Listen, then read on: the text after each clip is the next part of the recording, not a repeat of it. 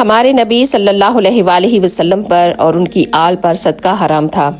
آپ صلی اللہ علیہ وسلم نے فرمایا کہ اللہ تعالیٰ فرماتے ہیں کہ یہ صدقات لوگوں کی میل کچیل ہے، یہ محمد مصطفیٰ صلی اللہ علیہ وسلم اور آل محمد صلی اللہ علیہ وسلم کے اوپر حلال نہیں، بلکہ آپ کے آزاد کردہ غلاموں اور آپ کی آل کی آزاد کردہ غلاموں کے لیے بھی یہ صدقات اور اس طرح کی چیزیں حلال نہیں ہیں۔ آپ صلی اللہ علیہ وآلہ وسلم نے فرمایا کہ ہر شخص کے ساتھ ایک جن ساتھی ہوتا ہے اور ایک فرشتہ۔ لوگوں نے کہا کہ اے اللہ کے رسول، آپ کے ساتھ بھی؟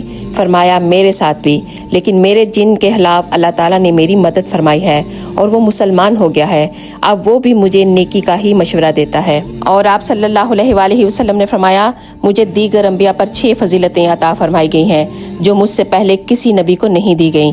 ان میں سے ایک یہ ہے کہ میری امت کو خیر الاہم یعنی بہترین امت بنایا گیا ہے۔ سبحان اللہ۔ اگر آپ کو یہ ویڈیو اچھی لگے تو ضرور شیئر کیجیے گا۔ جزاک اللہ خیر۔